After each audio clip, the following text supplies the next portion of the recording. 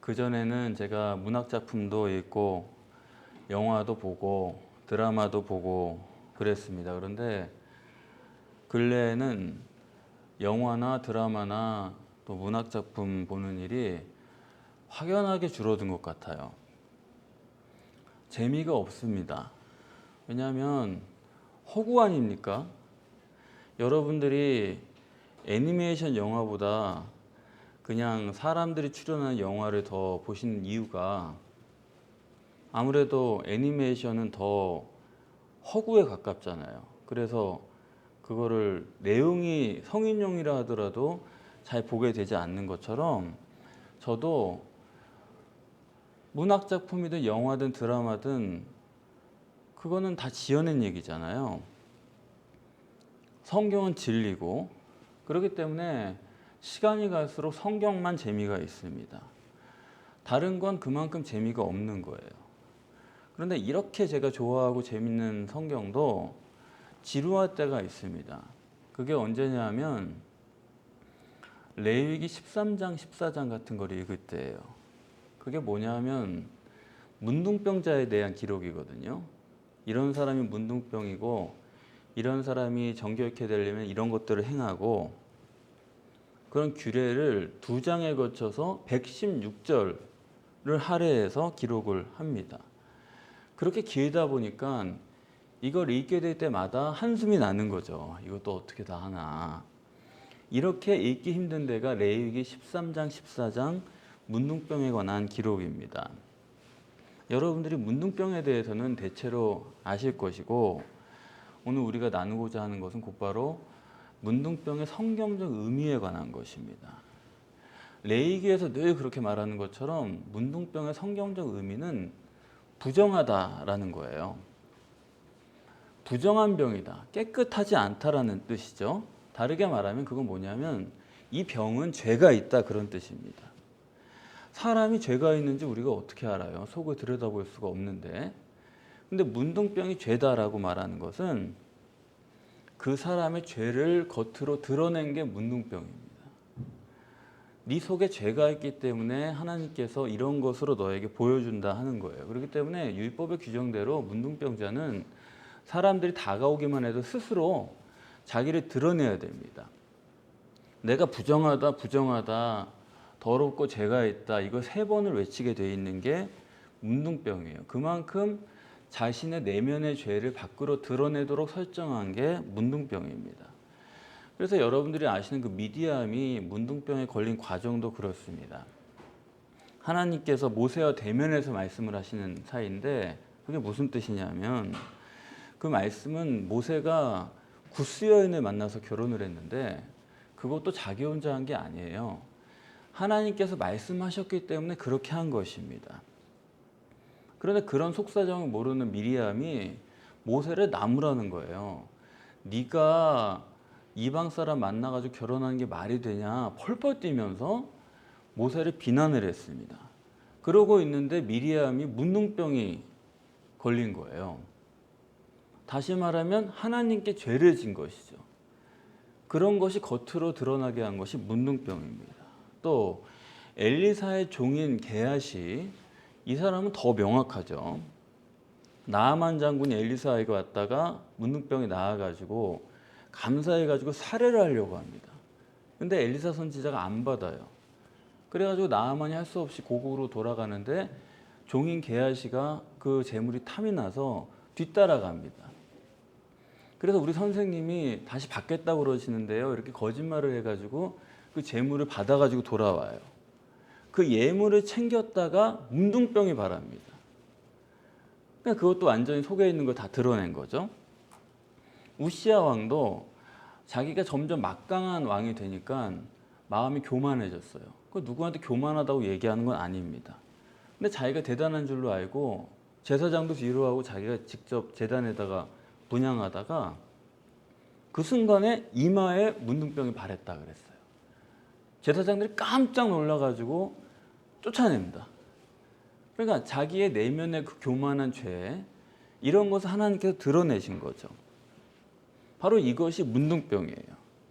다른 병에 대해서는 이런 식으로 규정한 적이 한 번도 없습니다. 그렇기 때문에 유대인들이 문둥병이 아니더라도 다른 병만 들어도 이건 죄 때문이다 이렇게 해석한 것은 어디까지나 성경이 문둥병을 죄와 연결지어서 강력하게 임팩트 있게 설명을 하기 때문에 유대인은 그 후로도 쭉 무슨 병만 걸렸다면 이건 죄야 이렇게 규정하게 됐다는 것이죠. 그렇기 때문에 이 문둥병을 고칠 때 그 평가가 다른 것과는 다릅니다. 다른 병은 낫게 했다든지 아니면 구원했다든지 이렇게 표현을 하는데 문둥병은 달라요. 오늘 본문에도 문둥병자가 자기 자신에 대해서 그렇게 말합니다. 원하시면 깨끗게 하실 수 있습니다.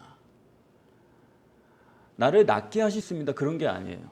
나를 고쳐줄 수 있습니다. 그게 아닙니다. 깨끗게 하실 수 있습니다.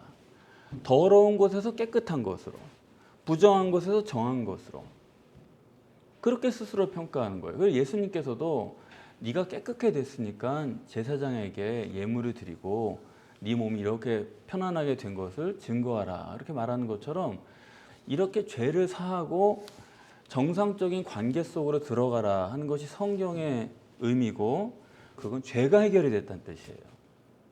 오늘날로 말하면 우리 기독교에서 예수의 보혈로 죄 씻음을 받았으니까 이제는 관계가 회복됐다 그런 식으로 말하지 않습니까? 그건 뭐냐면 구약의 문둥병을 고치는 것을 신약으로 적용한 것이라고 볼 수가 있어요. 그러니까 보혈로 죄사함이라는 것은 문둥병에 국한된 얘기지 이게 구원론 전체에 해당되는 얘기는 절대 아니다. 이걸 우리가 여기서 알 수가 있는 것입니다. 그래서 이 본문의 이 문둥병자가 예수님 앞에 나왔는데 아주 신통하게 그지없어요. 이 사람이 예수님을 정확하게 메시아로 알아보는 거예요. 아주 놀랍니다. 베드로는 어땠어요? 회당에서 예수님 말씀 듣고 귀신 내쫓는 거 다 보고 장모 집에 가서 열병 고쳐주시는 것도 다 보고 그랬어요. 그런데도 5절에 예수님 부른 호칭이 선생이요 그러고 끝납니다. 아는 분 정도다. 요 정도예요. 그런데 이 문둥병자는 대뜸 예수님을 보자마자 메시아인 줄 알아요. 그러니까 귀신같이 아는 거죠. 귀신이 예수님 만나면 하나님의 아들입니다. 소리 지르고 나가지 않았습니까? 그런 것처럼 이 사람도 즉각적으로 예수님을 메시아로 알아보는 거예요. 이렇게 보면 이 사람 정말로 무슨 귀신같이 아는 그런 사람이죠. 또 이 사람을 믿으면 어때요? 엎드렸다는 거예요. 고쳐달라면 엎드리는 건 당연하다 그렇게 여기실지도 모르지만 그 다음에 보니까 한마디가 더 붙어요. 원하시면 저를 깨끗게 하실 수 있나이다. 원하시면 원하시기만 하면 된다. 말씀도 필요 없습니다. 안수도 필요 없습니다. 주님이 마음속으로 결정할 뿐입니다. 의지적 결정만 하시면 저는 깨끗게 될 수 있습니다. 이렇게 말을 해요. 이게 가능한 얘기입니까? 이게 어떻게 가능해요? 하다못해 우리 같으면은 기왕 주님 발 앞에 엎드렸으니까 한번 주님 제 머리 한번 쓱 문질러 주세요. 그렇게라도 할 것 같은데 아니 여기는 주님이 안수를 하신 것뿐이지 문둥병자는 예수님께 안수를 요구한 적이 없습니다. 원하시기만 하면. 깜짝 놀랄 믿음이에요. 지금 이 순간에 내가 낫느냐 안 낫느냐 결정적인 시간인데 우리 같으면 되도록이면 완벽하고 싶잖아요. 저를 한번 눌러주세요. 확실하게 해주세요. 그런데 그런 게 전혀 없다는 거예요. 이 사람은 정말 실제적인 믿음입니다. 군더더기가 하나도 없는 거예요. 아브라함도 자기 아내 보고 누이라고 하고 다녔는데 아니 아브라함도 하나님 제가 어디 가든지 아무도 나를 손댈 수 없을 겁니다. 그런 믿음 아니잖아요. 예수님은 또 어때요? 성령이 비둘기같이 형체로 내려오는 거 보지 않았다면 예수님은 자기가 메시아인 줄도 몰랐습니다. 그러니까 이 문둥병자의 믿음이란 건 기절할 노릇이에요. 아니 예수님은 그렇게 보고 나서도 겟세마네 동산 가가지고 할 수만 있으면 이 잔을 나에게서 지나가게 해주십시오.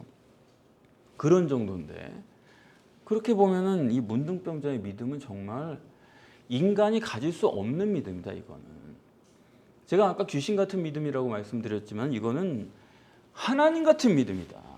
이건 인간을 넘어선 믿음이다. 그렇게 봐야 될 거예요. 그런데 본문에서 놀라운 점은 뭐냐면 이렇게 대단한 문둥병자의 믿음을 예수님께서 어떻게 평가하시느냐 하는 겁니다. 이게 중요한 거예요. 남들이 그 사람 믿음이 어떠냐 그건 중요하지 않아요. 예수님이 볼 때 어떠냐 이겁니다.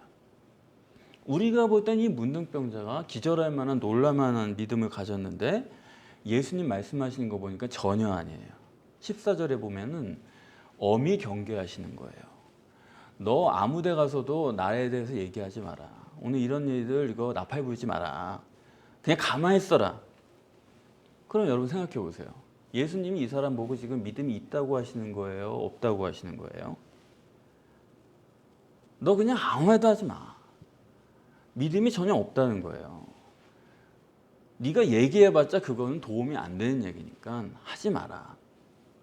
아니 우리 보기에는 아주 하나님 같은 믿음을 가진 사람인데 예수님은 전혀 믿음으로 취급을 안 하시는 겁니다.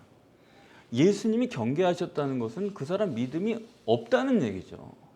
이건 목사는 뼈저리게 느끼는 거예요. 사람들이 그래요. 저분은 믿음이 있는 분입니다. 좋은 분입니다. 그래요. 근데 저는 속으로 생각하거든요. 아 정말 경계해야 될 사람인데 믿음이 없는 게 보이거든요. 예수님이 바로 그걸 말씀하는 겁니다. 그럼 예수님 왜 이 사람을 이렇게 보느냐? 처음부터 생각을 해보세요. 여러분 문둥병은 왜 걸리는 겁니까? 죄 때문에 걸리는 것이라는 게 성경의 의미잖아요. 성경의 증거는 죄 때문에 문둥병이 오는 건데 그 죄가 뭐냐 하는 거예요. 어떤 죄냐 하는 것입니다. 성경이 말하는 문둥병의 죄는 이겁니다. 하나님을 믿지 않을 때 걸리는 게 문둥병이에요. 하나님에 대한 불신앙에서 오는 질병, 바로 그거예요. 그 점을 성경은 모세로 증거를 합니다. 하나님께서 모세를 불러다가 바로에게 보내면서 이스라엘 백성들 앞에 먼저 증거해라.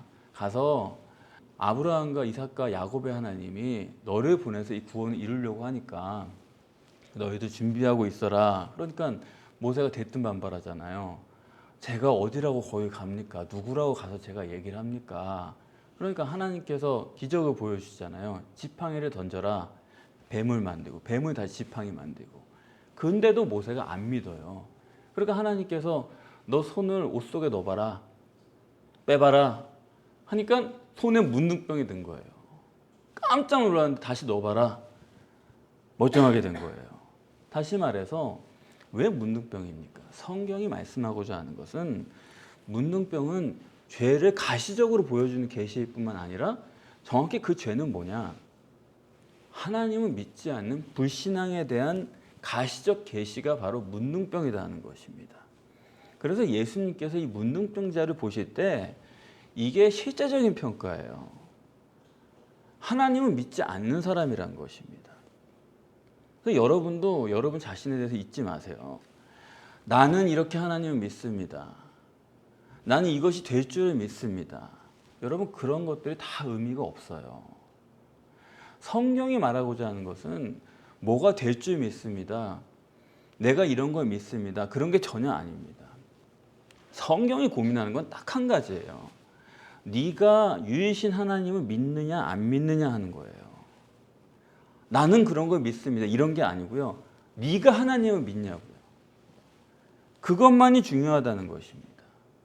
요한복음 3장 16절에 네가 독생자를 영접하느냐 마느냐.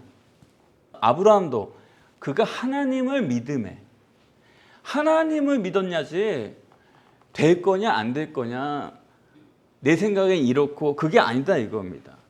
성경은 항상 믿음의 대상이 유일신 그분뿐이지 어떤 사건이나 다른 일이 아니에요.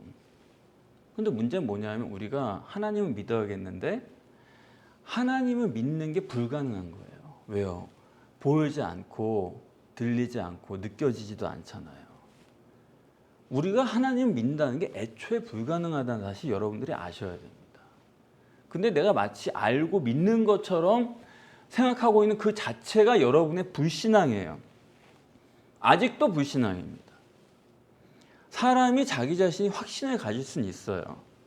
내가 하나님 믿지, 그럴 거야. 이런 식으로 생각해 볼 수는 있어요. 이 문둥병자도 자기가 확신을 가지고 있는 겁니다. 예수님은 메시아시고 원하시면 저를 깨끗게 하실 수 있습니다. 그런데 예수님은 그걸 믿음으로 평가를 안 하시는 거예요. 유일신에 대한 실제 믿음은 그런 게 아니라는 것입니다. 유일신에 대한 믿음은 반드시 자기를 부인해야 돼요. 우리는 믿습니다 하면 될 줄 알아요. 기독교가 참 놓치고 있는 게 뭐냐면 믿음을 너무 강조하다 보니까 그 전에 자기 부인을 잊어버린 거예요. 이 문둥병자는 자기 부인이라는 게 없는 사람이에요. 달려 나와서 믿습니다 그렇게 외친 거예요. 그러니까 예수님은 그걸 믿음으로 평가를 안 하신다니까요. 유일신에 대한 믿음이 있는 사람은 자기를 부인해야 되고, 왜냐하면 보이지 않는 분은 우리가 만나기 위해서, 들리지 않는 그분의 길을 가기 위해서는 내 생각, 내 판단, 내 보는 것 가지고는 안 되는 것입니다. 자기가 보고 듣고 판단하는 걸 부정할 줄 알아야 돼요. 그리고 심지어 자기를 의심해야 돼요. 내가 지금 이런 생각이지만 이렇게 가서는 안 되지. 이렇게 가서 잘 될 리가 없지. 왜 그 생각을 안 합니까? 자기를 의심하지 않는 사람은 하나님의 인도를 받을 수가 없는 거예요. 그래서 기독교가 너무 개인의 믿음을 강조하다 보니까 자기 부인이 완전히 파묻혀 버렸어요. 그게 하나님의 구원을 받는 절대 조건인데, 그래서 하나님께서는 선지자를 파송하실 때도요, 너 어디까지 가라 거기까지만 말씀하시지 가서 네가 뭘 해라 그것도 말씀을 안 해줍니다. 왜요? 너 거기 가서 뭐 해라 그 말을 듣는 순간 사람은 어떠냐? 확신이 생기는 거예요. 내가 가서 뭘 해야지 하면서, 그게 그렇게 구체적인가요? 뭘 해야지 하면서 그때부터 자기가 계획을 다 짭니다. 그 뭐를 자기가 정해요. 그렇게 확신이 무서운 거예요. 자기 멋대로 한다니까요. 그렇기 때문에 하나님은 선지자를 보내실 때도 어디쯤 가라 해놓고 거기 가서 다시 말씀을 하시는 거예요. 이렇게 해라. 뭡니까? 항상 자기를 부인해야 되는 거예요. 왜 말씀을 안 해줘? 가서 뭐 해야 돼? 언제야? 그런 걸 다 부인해야 되는 거예요. 그렇기 때문에 아브라함이 왜 믿음의 조상이 될 수 있느냐? 아브라함은 갈 바를 알지 못하고 갔다. 얼마나 대단합니까? 늘 자기를 부인하고 자기를 의심하고 하나님이 하라는 대로만 하고 살았다. 그게 믿음의 조상입니다. 근데 이 문둥병자는 확신만 있지 자기 부인이 없어요. 그래서 예수님은 그걸 믿음으로 안 보시는 겁니다. 그럼 우리가 생각하면 참 이상하죠. 아니 믿음도 안 돼 있고 자기 부인도 안 돼 있는 사람이 어떻게 이렇게 예수님에 대해서 확실한 고백을 할 수 있냐 이거예요. 예수님은 어떻게 메시아로 대뜸 알아볼 수 있냐 이거예요. 아니 육신의 그런 믿음을 넘어서서 귀신 같은 하나님 같은 믿음이 됐냐 이거예요. 말이 안 되지 않습니까? 그래서 그거를 여러분들 오늘 본문을 여기까지 보실 수 있는지 잘 모르겠는데, 여러분들 지금까지 그 누가복음의 강조법을 잘 정립을 하셨으면은 오늘 본문이 말하고자 하는 것을 여러분이 아실 수가 있습니다. 12절에 다시 보면요, 예수께서 한 동네에 계실 때에 온몸에 문둥병 들린 사람이 있어요. 자, 오늘 본문이 여러분 헬라어로 안 읽으셨지만 제가 말씀드리면은 오늘 본문은 카이로 시작됩니다. 압달락이랑 연결해서 생각하라는 거예요. 그러면 압달락이랑 연결하면은 오늘 본문 12절을 이렇게 기록해야 돼요. 예수님께서 지난 시간에 게네사렛 호수에 오시지 않았습니까? 예수님께서 게네사렛 호수에 오셨는데 거기에 문둥병 걸린 사람이 있었다. 그렇게 기록을 해야 돼요. 근데 오늘 본문은 어떻게 되어 있냐면 처음부터 문둥병자랑 예수님이 한 동네에 계셨다라는 거예요. 카이로 연결되어 있는데 처음부터 마치 같이 계셨던 것처럼, 예수님 분명히 오셨는데 처음부터 계셨던 것처럼 기록을 했다. 그건 뭐냐? 시간과 공간이 상관없이 기록을 했다는 거예요. 무슨 얘기냐면 누가복음은 전서부터 뒤에 있었던 얘기를 앞으로 끌어와서 얘기를 합니다. 이후에 있었던 일을 그걸 미리 끌고 와가지고 얘기를 해요. 자기가 말하고자 하는 거를 순서와 상관없이 시간과 상관없이 미리 가져와서 얘기를 한다 이겁니다. 그랬잖아요. 그래서 여기도 예수님은 오신 건데 처음부터 계셨던 것처럼 썼다 이거예요. 무슨 말이냐면은 이거는 시간과 공간과 상관없는 문제입니다. 하나님께서 이 상태를 처음부터 요대로 설정해 놓으셨다. 그걸 누가가 얘기하려는 거예요. 예수님이 의지를 가지고 어디서 오셨다. 문둥병자가 예수께 의지를 가지고 나왔다. 그렇게 해서 만났다. 그런 얘기가 아니고 하나님은 지금 이 상태 이대로를 설정을 하셨다라는 겁니다. 무슨 말이냐? 이 문둥병자의 믿음은 문둥병자의 믿음이 아니고 하나님이 그에게 주신 믿음이에요. 문둥병자의 설정해 놓은 믿음이에요. 문둥병자가 자기가 깨달은 믿음이 아니에요. 자기가 가지고 있는 믿음이 아니다 이거예요. 쉽게 말해서 엘로힘적인 믿음이다. 엘로힘적인 강권적인 하나님의 역사에 의해서 순간적으로 믿음이 주어진 거예요. 문둥병자 자기 믿음이 아니에요. 그러니까 문둥병자가 자기가 말하면서 놀라요. 내가 이런 생각을 가지고 있었나? 사실은 자기도 모르는 믿음이에요. 그렇기 때문에 예수님은 이러한 문둥병자의 믿음을 문둥병자의 것으로 인정을 전혀 안 하시는 것입니다. 문둥병자 자기도 모르게 튀어나온 믿음이에요. 그러니까 하나님께서 엘로힘적인 그런 강권적인 역사로 지금 문둥병자가 예수를 만나자마자 메시아로 알아보게 한 거지, 이때가 지나고 나면요, 내가 왜 그런 고백을 했지? 어떻게 그런 고백을 할 수 있었지? 그분이 메시아가 맞나? 지나고 나서 긴가민가 하는 거예요. 여러분 이해가 되십니까? 우리도 그런 때가 있잖아요. 어떻게 내가 그랬지? 저도 그랬습니다. 어떻게 내가 신학교 갈 생각을 했지? 어떻게 내가 교회 나갈 생각을 했지 그때? 제 믿음이 아니었더라고요. 하나님이 강권적으로 줘버린 거예요. 그리고 하나님을 생각할 수 있도록 길을 열어주신 거예요. 그래서 쉽게 말해서 이 문둥병자의 믿음은 어떤 거냐? 하나님이 주신 강권적인 믿음이고 그걸로 하나님에 대한 이해가 물꼬가 터졌지만 그건 자기 건 아닙니다. 그러면은 이 문둥병자의 실제 믿음은 어떠냐? 예수님께서 이 문둥병자를 경계하시면서 14절에 아무에게도 이르지 말라 그렇게 말씀을 하셨는데, 여기 보시면 어때요? 문둥병자가 사람들에게 뭘 전했을까요? 안 전했을까요? 아무에게도 절하지 말라 그랬는데 이 문둥병자가 이 본문상으로 보면은 사람들에게 가서 전했어요? 안 전했어요? 전했는지 안 전했는지 기록이 없는 거예요. 그런데 15절에 보시면은 예수의 소문이 더 퍼졌다는 거예요. 문둥병자가 나가서 자기가 병 나은 거에 대해서 사람들에게 전했는지 나팔을 불었는지 안 불었는지 그 전혀 모르겠어요. 근데 어쨌든 이 문둥병자 때문에 그것이 소문이 나서 많은 사람들이 몰려들었습니다. 그 사람들이 와서 예수님의 말씀도 듣고 병도 고치려고 왔어요.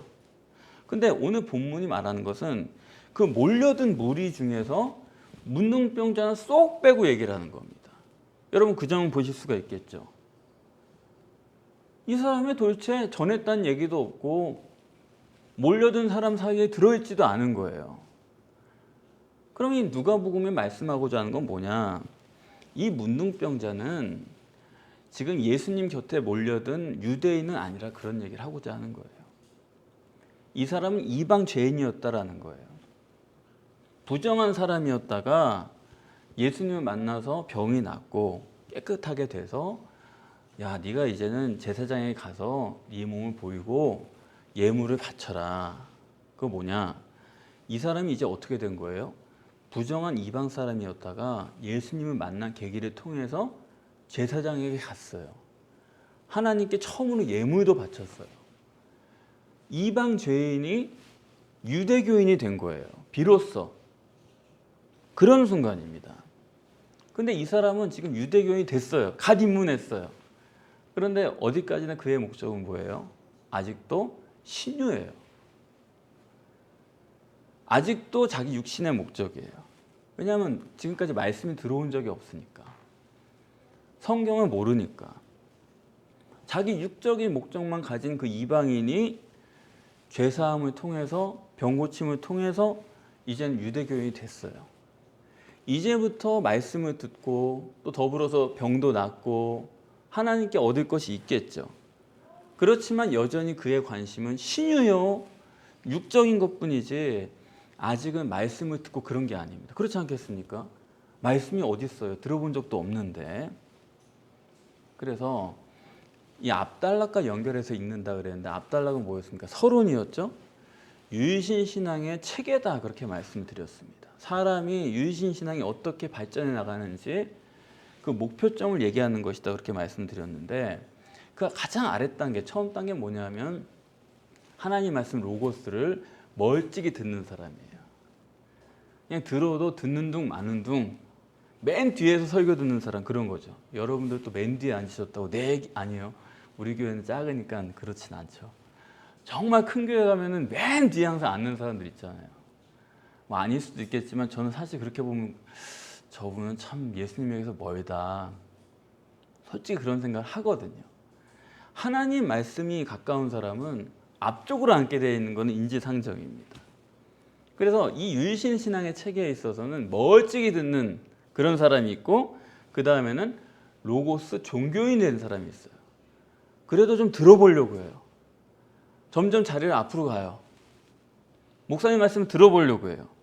로고스가 종교가 된 사람이 있어요. 아, 그냥 의미 있는 말씀이다. 참 사람 사는 데 있어서 저거는 좀 들어야 될 말씀이다. 이렇게 돼요. 근데 더 나아가서 그게 레마가 돼요. 레마 종교. 아, 이건 나에게 주신 말씀 같다. 이렇게 받아들이게 돼요. 아, 이건 나에게 참 유익하다. 도움이 된다. 이렇게 이루어졌으면 좋겠다. 하는 내용을 설교로 들어요. 근데 그게 끝이 아니에요. 더 나아가서 레마 신앙이 돼요. 이제 내가 아니고 하나님이 돼요. 하나님 위주가 돼요. 하나님이 원하시고 하나님 기뻐하시는 게 뭘까? 이쪽으로 생각이 돌아가요. 물질과 육신을 초월하겠대요. 아, 이거 당장 이루어지지 않아도 돼. 하나님의 뜻이 뭐야?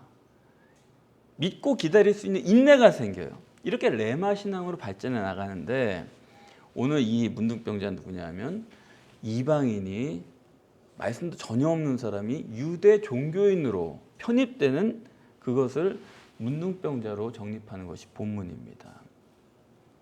그럼 결국 우리가 가야 될 길은 뭐예요? 하나님과 나 사이의 관계는 결국 뭡니까? 지정의를 가진 인격적인 관계 속에서는 가장 중요한 건 너와 나의 관계가 어떠냐 하는 거예요. 안 그렇습니까? 너와 나의 관계지 아니 나와 상관없이 네가 선하고 잘 되고 아니 어때요 여러분? 누가 뭐 잘 먹고 잘 산다 뭐 선하고 의롭게 산다 그거 어쩌라는 거예요 그게. 나랑 아무 사이도 아닌데 뭐 그렇게 살든지 말든지 나한테 보태준 거 있습니까? 무슨 상관이 있어요? 아니 우리나라 사람이니까 금메달 따는지 은메달 따는지 그게 관심이 있는 거지 남의 나라에서 뭘 따는지 우리가 뭐 알 게 뭐예요? 요즘엔 더 나아갔더라고요. 우리나라 사람도 따는 것도 반갑지 않대요. 왜요?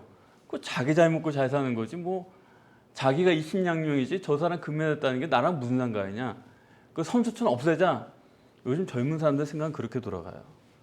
그러니까 여러분 너와 나와의 관계가 뭐냐 이거예요. 하나님과의 관계도 마찬가지입니다. 유일신 신앙이란 거는 그분과 나 사이를 고려하지 않고 뭐가 되느냐 마느냐 좋으냐 이런 건 아무 의미가 없는 것입니다. 하나님은요 목적은 하나예요. 하나님과 화목한 자녀를 출현해 주려는 거예요.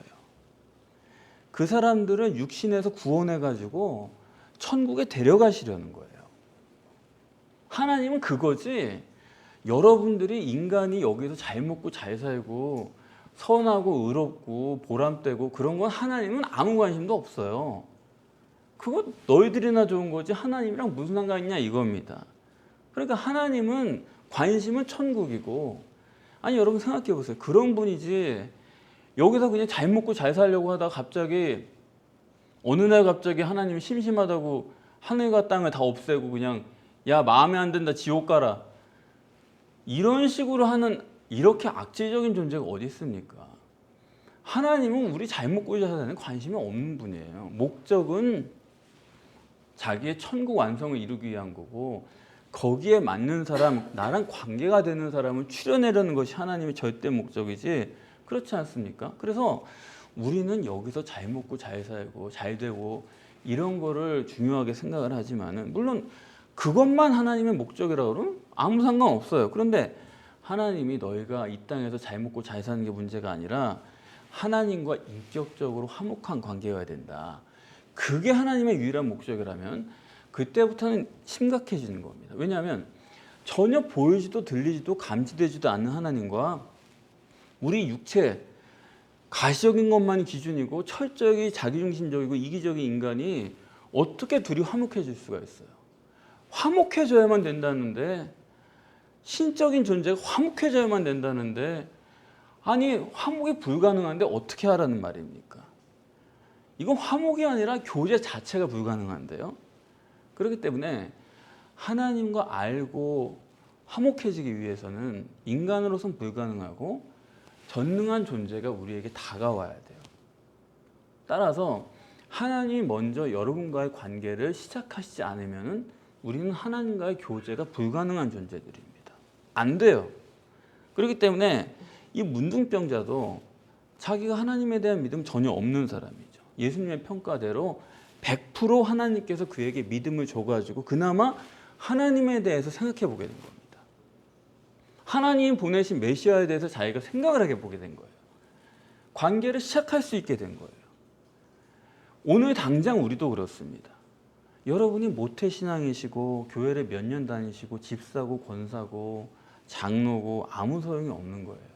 오늘 당장도 하나님이 우리와의 관계를 시작하시지 않으면 그분이 시동을 걸지 않으면은 우리는 요만큼도 하나님을 알 길이 없는 것입니다. 그런 거지 내가 의지대로 깨닫고 그런 거 전혀 불가능해요. 언제나 하나님이 시작하셔야 돼요. 그만큼 우리가 하나님을 알 수가 있는 것입니다. 그래서 하나님이 시작하신 이런 엘로힘적인 신앙, 하나님이 먼저 시동을 거셔가지고 출발하는 그런 신앙, 강권적인 역사, 그리고 율법적인 신앙, 이렇게 눈에 보이는 걸 통해서 이런 걸 지킴으로 인해서 신앙을 해나가는 그런 것이 신앙생활에 있어서는 가장 기초예요. 그렇기 때문에 이러한 율법적 신앙생활, 내가 하나님께 이런 것을 바치고 하면 또 이런 것이 응답으로 돌아오고 이런 시간이 있으셨잖아요. 바로 그 기초적인 단계에서는 하나님께서 제깍제깍 응답을 해줍니다. 기초기 때문에. 그러나 이런 율법적 신앙, 이런 가시적인 신앙의 단계는 이것도 신앙이 시작하려는 거지 이거 신앙이라고 말하기 좀 어려워요. 문제는 지금 온 교회 기독교, 전 세계가 마찬가지입니다. 이 기독교가 이러한 율법적이고 가시적인 신앙을 교회라고 하면서 간판을 붙여놓고 있다는 데 문제가 있는 거예요. 그래서 사람들이 처음에는 즉각즉각 응답이 되고 아주 알콩달콩 좋았는데 시간이 지날수록 응답도 별로 없고 그냥 교회를 다니고 신앙생활을 하는 겁니다. 그 굉장히 혼란을 느끼거든요. 사람들이 왜 이럴까? 그거는 이미 단계가 지나간 거예요. 그러니까 그 다음 단계로 못 나갔기 때문에 하나님과의 화목으로 나아가지 못하는 그런 상황에 빠져 있고 근데 그걸 사람들이 말해주질 않는 거예요.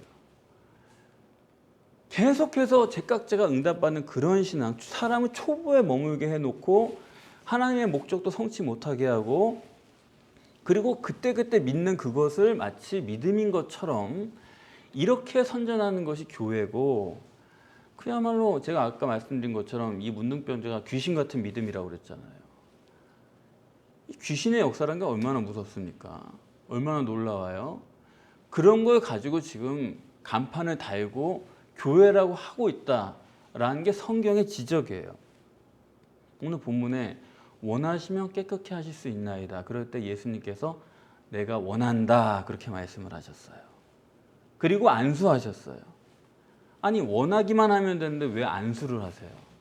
원하기만 하면 고치실 수 있는데 왜 안수해요? 그것도 이 문둥병자가 하나님께서 이 초기에 믿음을 주시지 않았다면 자기 스스로는 절대로 예수님을 믿을 수 없는 존재이기 때문에 원하기만 하면 되지만 일부러 안수를 하신 것입니다. 실제로는 시간만 조금만 지나면 믿을 수가 없는 사람이에요. 그게 그때 하나님이 맞았나? 이렇게 생각이 돌아가거든요. 그래서 안수를 하신 거예요. 우리도 마찬가지입니다. 하나님께서 여러분에게 뭔가 가시적인 거, 육적인 거 이런 걸로 하셨다는 거는 여러분이 그때 믿음이 없었단 얘기지 여러분이 믿을 수 있는 사람이란 얘기가 아니에요. 내가 믿음이 좋아서 응답을 받은 게 아닙니다. 예수님이 손을 대셨다는 것은 믿음이 없다라는 거예요. 그렇기 때문에 안수하신 것은 이제부터 직접적이고 개별적인 실제적인 관계성을 만들어가기 위해서 이렇게 해놓으신 거죠. 바로 이 안수 때문에 결국 문둥병자가 체감을 하면서 유대교라는 그 교회로 입교를 하게 된 것입니다. 하나님은 원하시면 다 할 수가 있어요. 하나님은 원하시면 세상 병자 다 낫게 하실 수 있어요. 안수 필요 없어요. 말할 필요도 없어요. 우리 죄를 다 사할 수 있어요. 원하시기만 하면. 그런데도 세상은 죄사함을 얻으려면은 십자가에서 피를 흘려야 된다. 그거는 신앙이 전혀 없는 사람들이 하는 얘기예요. 그걸 아셔야 됩니다. 예수님께서 우리를 깨끗게 하시기를 원하시면은 그거는 죄사함이 이루어지는 거예요. 예레미야 31장 31절에서도 너의 죄를 다시는 기억지 아니하리라.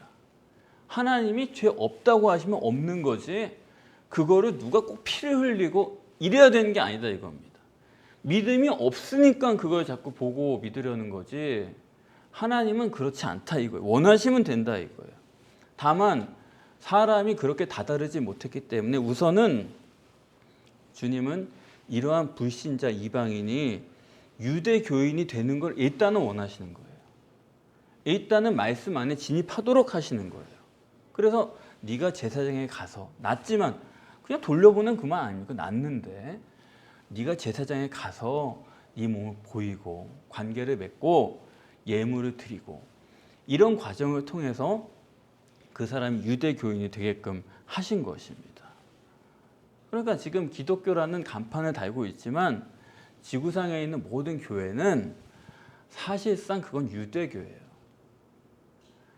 유대교를 교회라는 간판을 달고 사람들 불러서 이러저러한 거를 보여주고 시키면서 신앙으로 점점 진입해가는 과정입니다. 그게 잘못됐다는 건 아니에요. 어쩔 수 없기 때문에 그렇게 하지만 그러나 유대교다.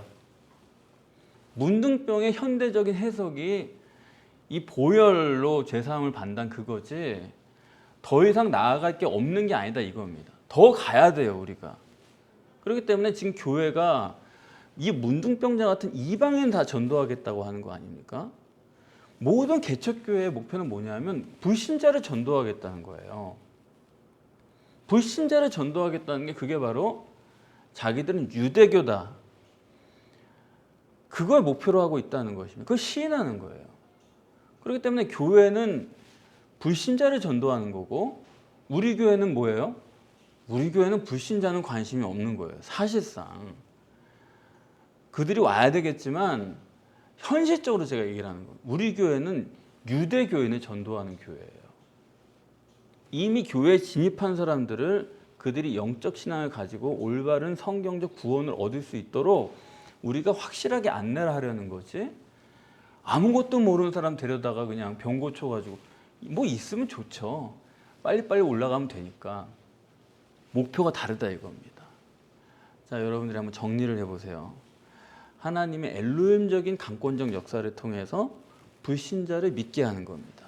그러면 이제 그걸 장로교에서 뭐라 그러냐면 예정론이다 그렇게 부르는 거예요. 맞습니까? 예정론은 하나님께서 불신자를 구원하기 위해서 100% 준비를 해놨다. 그렇게 말하는 게 예정론이에요. 그렇게 보면 예정론이 맞죠.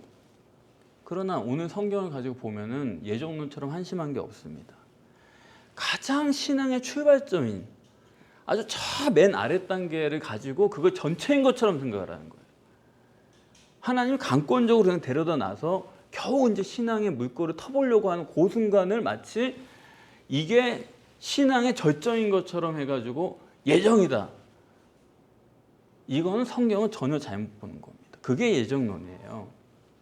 그러면은 성경적 구원이라는 건 뭐냐? 오늘 본문에 이렇게 말씀합니다. 예수님이 기도를 하세요. 예수님이 한적한 곳에 가서 기도를 하시더라. 문제는 여기 있습니다. 기도를 하신다 그러면서 무슨 기도를 하셨는지 내용이 없어요. 뭘 기도하셨는지 내용을 써야 될 거 아닙니까? 그러면 뭐냐? 오늘 본문은 기도의 내용이 중요하다는 게 아니고 기도 자체를 정립하라 그겁니다. 자, 주님은 왜 기도를 하셨느냐? 주님이 자기가 하실 수 있으면 기도 안 해요. 원하시면 되는 분이기 때문에 자기가 원해서 되는 것 같으면 기도 안 해요. 근데 왜 기도하세요? 안 되니까 기도를 한 겁니다. 자기가 해서 안 되는 게 있기 때문에 기도를 한 거예요. 하나님을 처음 믿게 하기 위해서는 하나님께서 엘로힘적으로 밀어붙여가지고 시동을 걸면 돼요. 예수님을 만나게끔 밀어붙인 설정해버리는 거예요. 그렇게. 그리고 고백을 터가지고 예수님과의 관계를 만들어줘요. 안수도 받게 해줘요. 하나님 그냥 설정해버리면 되는 거예요. 그런데 이게 믿음이 되는 게 아니에요. 예수님 인정 안 하셨잖아요. 이건 믿음이 아니다. 아직은. 겨우 출발한 거지. 그래서 하나님의 목적은 그게 뭡니까? 그냥 믿고 병나는 게 아니라 하나님의 목적은 인격적인 교제가 되는 거예요. 너와 나 사이가 실제적인 뗄래야 뗄 수 없는 그런 관계를 만들어가는 거예요. 거기에는 원망도 있고 불평도 있고 사랑도 있고 기쁨도 있고 여러 가지가 다 들어있는 진짜 관계. 그걸 만들고자 하는 거예요.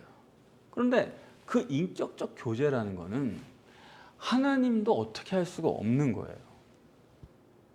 엘로힘적 단계까지는 하나님이 다 설정해가지고 밀고 나가면 됩니다.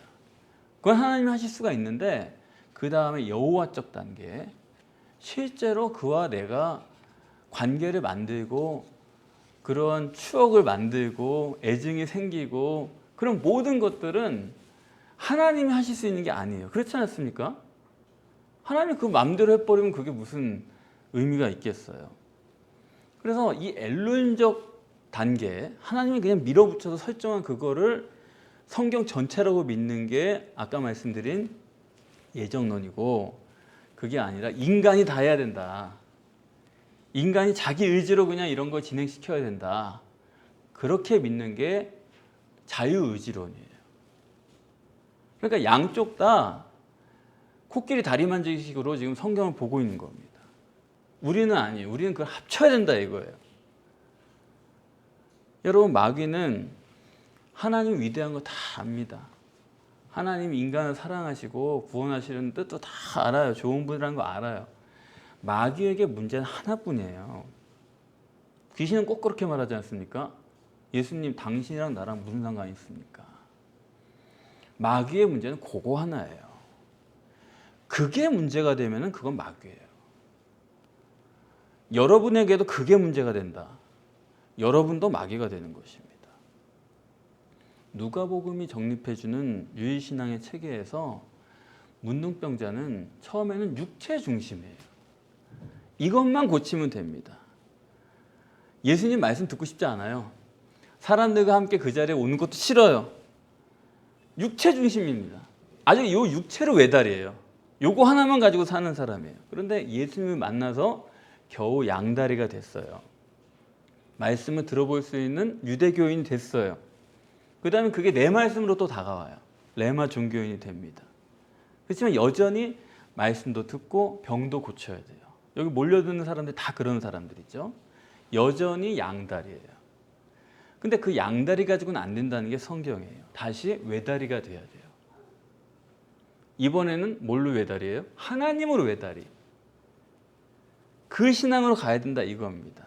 그러려면은 나를 부인하고 하나님 외다리 신앙이 돼야 된다 이겁니다. 뭐가 되느냐 안 되느냐 그게 문제가 아니에요. 내가 하나님이면 되냐 이걸 따져보는 거예요. 여러분, 이 땅에서 여러분 승리의 삶을 살기를 원하십니까? 길은 하나밖에 없어요. 오직 성령이죠. 여러분 천국 가기를 원하십니까? 길은 하나밖에 없어요. 하나님 외다리가 돼야 돼요. 하나님 외다리로 성령이 우리 안에 내주하셔서 오직 그 성령의 능력으로 내가 살아가는 길밖에 없는 거예요. 여러분 외다리 신앙으로 거듭나셔서 세상에 대해서 승리하시고 천국에 들어가셔서 오직 나를 부르신 예수 그리스도로 인해서 영광을 받으시는 여러분이 되시기를 바랍니다.